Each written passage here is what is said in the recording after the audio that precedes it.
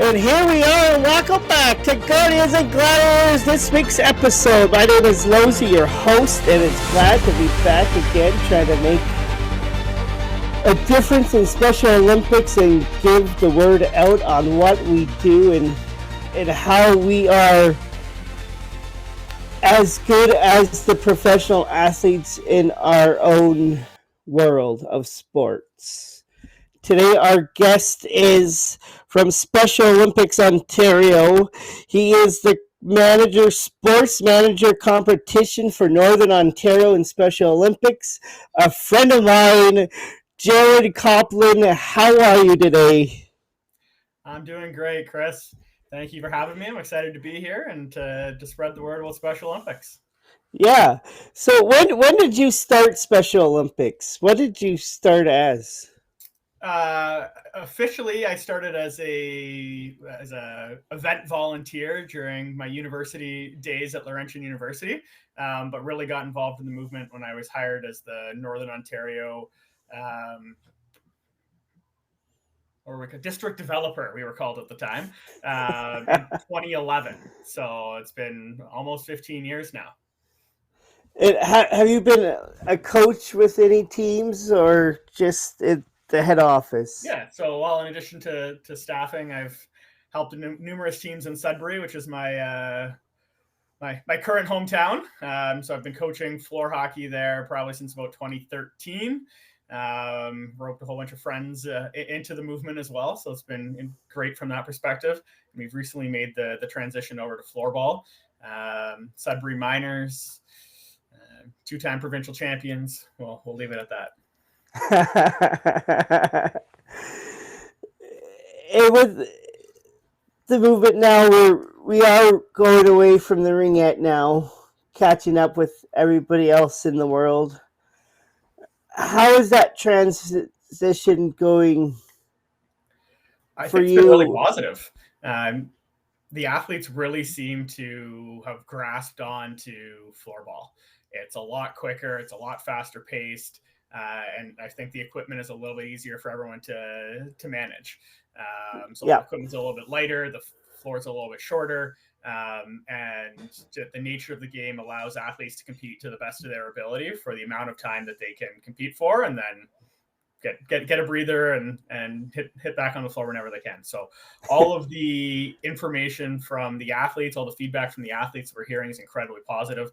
They really, really like the sport. There was some hesitation. Floor hockey has been such a huge part of Special Olympics programming for a long time, being the first sport that was offered in Ontario from a Special Olympics perspective. So lots of history and a lot of dedication has gone into that sport. So there was a lot of hesitation with the introduction of floorball, especially with the major games pathway. But especially from coaches, a little bit of hesitation. But I think the athletes are speaking up and removing some of that hesitation, saying how much they enjoy this sport, and lots of positive support coming from Floorball Canada and from the local floorball leagues and things like that are making this transition a lot easier. So really looking forward to seeing where it goes. Not that we're moving away from floor hockey. That will always be a part of Special Olympics programming, just maybe not at the major games level. So yeah, I know we're enjoying it. Yeah. What's been different about it for you that's made it different or enjoyable compared to floor hockey?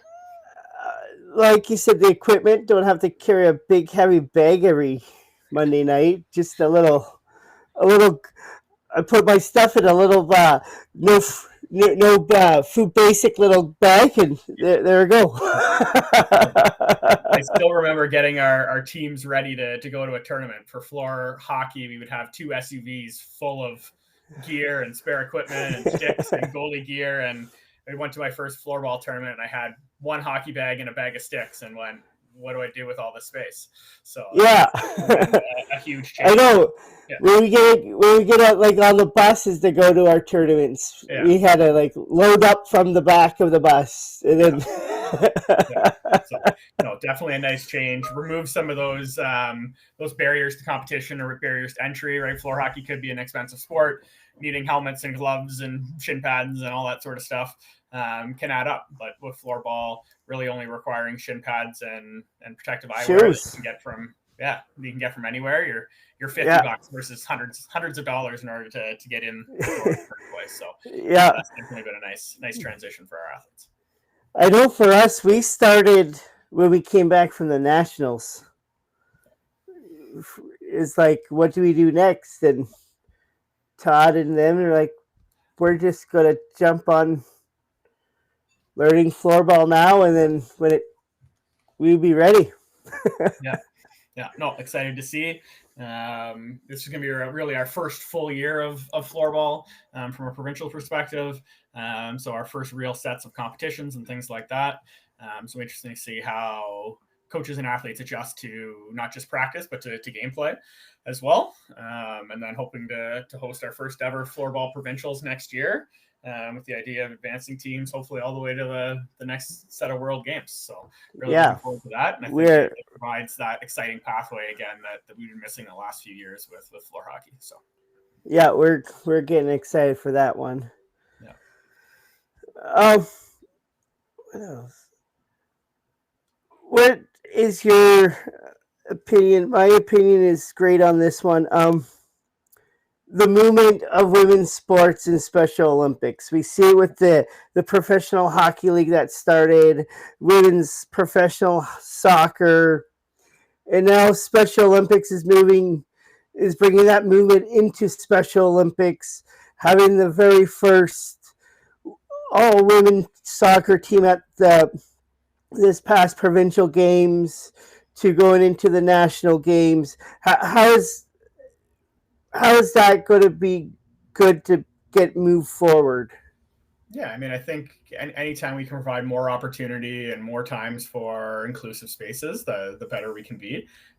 We've seen a great deal of feedback and pickup from our women's soccer initiative, which have been our priority for the last few years. As you mentioned, we ran our first ever full female division at our provincial summer games this past summer in Brantford to a lot of success. The feedback coming from that event was resounding. And we want to continue to create those spaces, just like we see in generic sport, when there is opportunity for women to play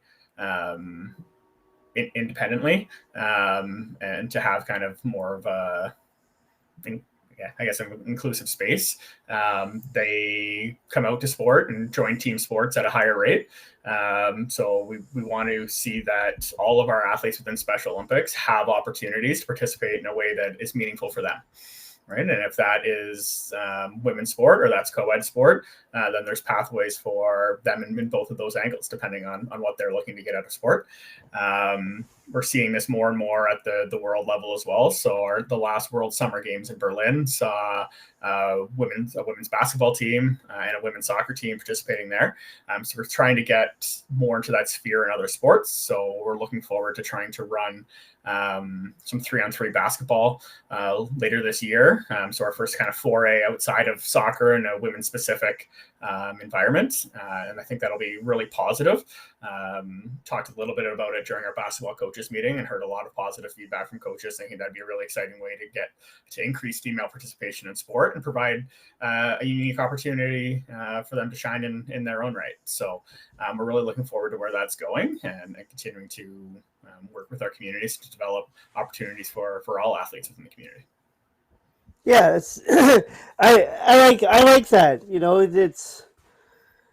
we see it all over with hockey and women's soccer and stuff in the professional way, and I like it how we're adjusting to make that work here. Yeah, again, we want to make sure that every athlete feels included and feels a purpose and feels they have an opportunity to succeed and shine in their own ways within Special Olympics. We want to be a space where everyone feels comfortable, and this is just that next step in that evolution. So looking forward to seeing where it goes. Yeah. You talked about your coaching with the floor hockey. Is the provincial games the highest you ever coached in, or have you led your team further? The team has only ever gone to the provincial games. We keep losing in random draws in order to advance to the national games, but that's all You know right. how that works. Process, right? But I have been to 2 national games as part of the leadership team, and had the privilege of being on Team Canada as well for the 2016 World Summer Games in Los Angeles. So, and I was part of the soccer leadership team there. So I have had opportunities to pursue further, just not with my local Sudbury team, unfortunately. One of these days we might get there, but that's not where we're at right now. So Yeah. Now let's talk about with the leadership. How does that work? Going to all these national games and the world games as like in the leadership spot. How does that come about? yeah, so every team, regardless of the size or scope, needs people kind of handling the administration in the background, providing guidance and direction, providing the energy for the team.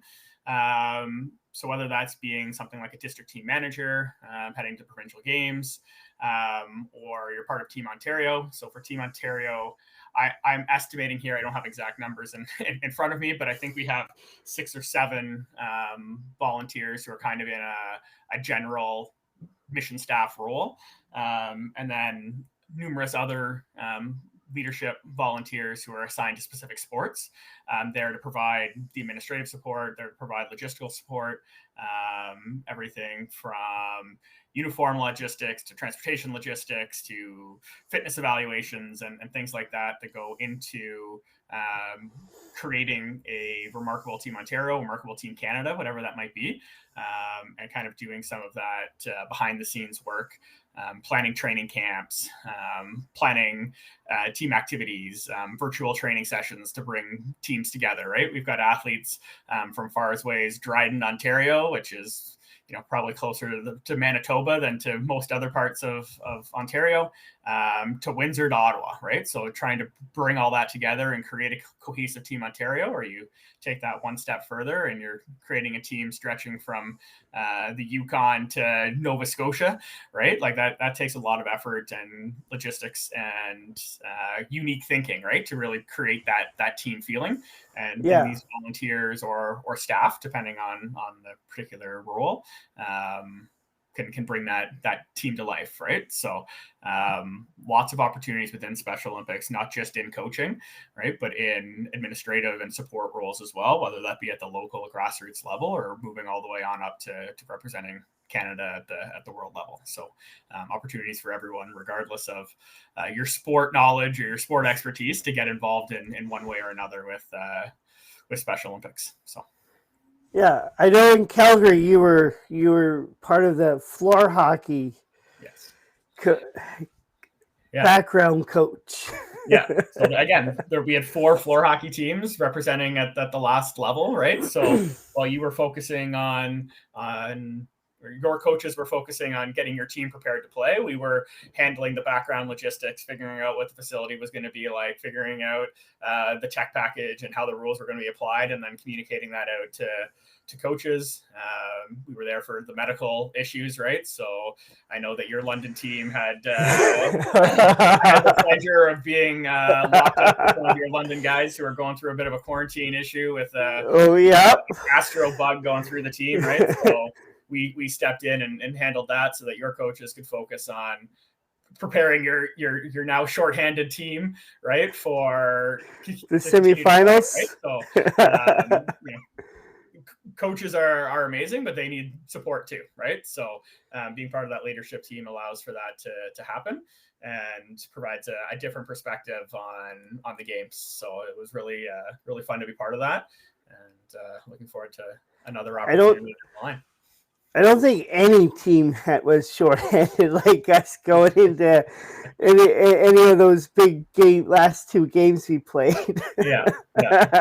We had two quarantined, one with concussion, one with a broken ankle. So you were down quite a bit. If I remember correctly, you were playing 5 on one shift, 4 on another. So yeah, to a full testament of perseverance to get through that.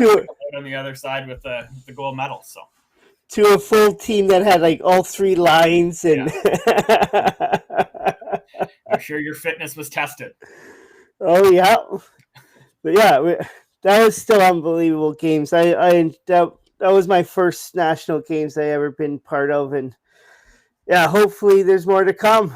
Yeah, it was a pretty special feeling to see 3 pads playing and 3 Team Ontario teams playing for gold medals all at the same time. That was one of the coolest things I've been part of, and being able to cheer that on. So that was fantastic. Yeah. What else? What are the next steps now with the new sports coming out, like pickleball and the other more other sports that are probably going to come down the line? What's the big moment now with Special Olympics to move forward? Yeah, so in Ontario, again, we want athletes to have every opportunity we possibly can. And one of the big groundswell movements we've seen is with pickleball. So right now that is considered a developmental sport. It is something we're starting to develop resources for, to start developing a competition pathway for. So it was recently announced that there's going to be like a big pickleball event being hosted in Hamilton this summer as kind of like an official launch of pickleball being more of a recognized sport within Special Olympics Ontario. We're seeing this pick up a little bit around the country. So there is a process in order to get any sport recognized as a official sport. So many chapters have to be playing. There has to be so many athletes participating. There has to be, coach education and officiating courses and all that kind of stuff. But we're seeing the groundswell here. We're seeing the popularity of that sport, and similar to sports like golf, right, which you're familiar with, right? It started as a ground, on the ground movement that communities were advocating for, and now, we're sending athletes to the World Games. So we'll continue to build it within Ontario, continue to champion it within Special Olympics Canada, and we're having conversations with other chapters and talking about the benefits of the sport and its growing popularity, and hoping to see that grow. Last year, we sent a team of athletes to the Special Olympics North America Pickleball Championships. So we were the only non-US team. So that was a great experience, and seeing pathways opening up for athletes outside of the traditional pathways. And then pickleball is being hosted at next summer's USA Games for the first time. So that is a big step forward for maybe potential inclusion at World Games moving on. Again, I don't think we're at that stage yet, but just showing the growth of pickleball within the Special Olympics movement. Last year, I think we started the year with like 6 pickleball clubs, and already this year we're like at 18, 19, something like that. Pickleball clubs that have developed just, again, from volunteers saying, hey, our athletes want to play this. Is a fantastic opportunity. It's an active for life sport. You can play it at all ages. You can be as competitive or as recreational as you want within it, right? And still be able to participate. We don't have a racket sport currently within our Special Olympics Canada offering, so it kind of fills a void that way as well. And we're seeing lots of popularity within the communities. So it's a new avenue for volunteers to get involved, for new facilities and clubs to be engaged with the movement. So it's really something that we're looking forward to. We're seeing some other development as well, cheerleading, right? So we're creating a pathway with Cheer Ontario, that we're seeing all abilities clubs popping up around the province and competing in their pathways as well. So through partner programs like that, Canoe Kayak Sprint Ontario has been a fantastic partner, creating a pathway for our athletes within their competitions all the way up to the world level. So we've seen Special Olympics Ontario athletes competing, representing Team Canada again at the world stage. So the more and more that Special Olympics is being recognized and the athletes are being included in these different opportunities is fantastic, and we don't want to stymie that growth. Obviously, we only have so many volunteers and so many opportunities and nights available, right? When you start talking about a community like London that's got 25 different programs running at any given time, and trying to schedule that and whatnot can be a bit of a challenge. But these partner opportunities open up a whole new set of growth potential for us, and more opportunities for our athletes to participate.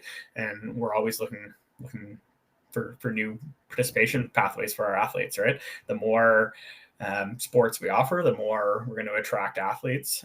We want everyone to be involved in sport, right? That was the whole foundation of Special Olympics, was to provide opportunities for physical fitness, for social inclusion, for mental health, right? So the more athletes we can get involved in that movement and seeing themselves as Special Olympics athletes is a great thing. So what are the processes if somebody's for a new sport to go be submitted or so like at the local level, like say London wanted to start cornhole or something like that, right? So the community would just submit an application to myself saying, hey, we're interested in starting this sport. We would just have to vet it for safety, and there are some things that our insurance won't cover. So, for example, no combat sports would be allowed. So if you wanted to tell me, hey, we're starting a boxing program, I would have to say, no, we can't do that. But as long as it falls within a reasonable scope, it's not going to take, we're not going to start a cornhole program to spite our basketball program, right? If we're going to cancel basketball to start cornhole, then, we're taking away opportunities for our athletes in a major pathway that we don't want to do. We want to focus on those core 19 sports now with the inclusion of floorball. But if we can provide extra opportunities and it's not going to take away from those core offerings and going to provide more opportunities to our athletes, then we absolutely want that, right? So, and then to go from there, once X amount of programs are running provincially, kind of like pickleball, right? It started, 4, 5, 6 programs saying, hey, where can we go from this? And we said, you got to talk to the other communities, talk to your neighboring communities, talk to other coaches, talk to your people within the generic pickleball world, and get them excited about Special Olympics. And if we see that growth, then we'll have to recognize it more provincially, kind of like with this provincial launch of pickleball that's happening this summer. And then we advocate it for it at the next level. So if there is interest, right? We've seen disc golf, seen 3 or 4 disc golf programs start up. Again, especially over COVID, it was a way to social distance, get outside, and respect some of the practices that were put in place. So that was a great sport for that at that time. And then it's also another active for life sport, getting outside, you're being social, we're getting some fitness in, and more and more of those facilities are popping up. It's a popular mainstream course. So again, similar to pickleball, providing more avenues to recruit volunteers, to get facilities engaged, and to provide more opportunity for athletes. So we're always looking for that. But if anyone's looking and starting a non-traditional Special Olympic sport, then just connect with myself, and we can go from there. Nice. What is going to be the next thing for you going towards with Special Olympics? Like, what's your next adventure that will take you? I think we're getting excited for our upcoming winter provincial qualifiers. So that's happening this year. So our first one is a figure skating competition in Stratford in December. That'll take us all the way through to a final bowling qualifier in mid-May. So that's a 5-month process that we'll work through, working towards that. We've got our national summer games coming up this summer in Medicine Hat. So helping to build Team Ontario, especially on the coaching side, making sure that all of our coaches have the required certifications and trainings that they need to be part of that team. Again, I think this is going to be a big year for floorball. So trying to work with hosts and getting competitions developed and things like that, moving towards our floorball championships next year as well. There's always something on the go. So looking forward to it. And then the provincial winter games next year in North Bay. So just down the street for me here in Sudbury. So really looking forward to that and seeing the North playing a big role in the Special Olympics sphere again. Always something on the go. Will Special Olympics be invited back to that tournament for floorball that we went to last year? Yeah. Yes. That was fun. I'm working with the organizers from the Cambridge Floorball Club on that already. We just have to figure out how we can grow that in scale and still kind of fit it within the confines of their event, right? It's the largest floorball event already in Canada that happens on a yearly basis, and they're being more than welcoming to include our teams. It's just a matter of how we go about fitting into that in a way that meets the needs of our teams and our athletes. So, we had 4 teams there last year at kind of the higher level. We're looking to grow that, potentially even as we talked about women in sport, maybe even hosting a women's division of some sort. So lots of different things on the table that we're discussing with the hosts. And once I have all those details ironed out and we have a kind of more of a pathway going forward, I'll get that information circulated out to all of our teams. Just throwing out there, remember London won that tournament. Yeah. I think I've been reminded of that several times. So.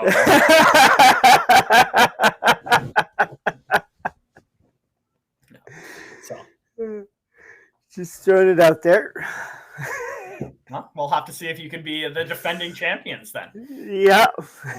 No, that was good tournament there. It was to see what other teams are doing to get their program running and adjusting to.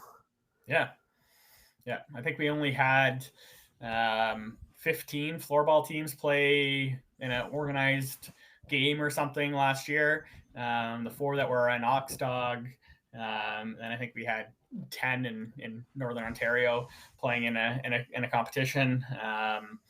This year we're seeing about 50 teams that at least are actively practicing, right? So hoping to see lots of growth in that competition and providing more opportunity to see floorball in action in real games. I mean, it's one thing to practice, but there's nothing like competition to get the juices flowing and get the excitement built up for the sport. So yeah.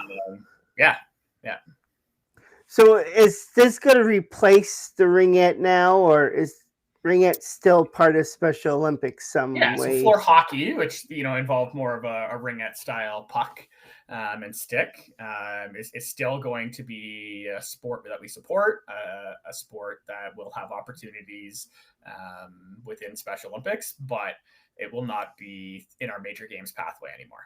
So it won't be at provincial games, it won't be at national games, it won't be at world games. That's floorball is now the pathway for that. And the reason for that was floorball was not being offered at the world games anymore. So it didn't finalize the pathway. And because floor hockey wasn't there anymore, it meant that Team Canada didn't have any team sports at the winter World Games. So we wanted to make sure that was part of the process.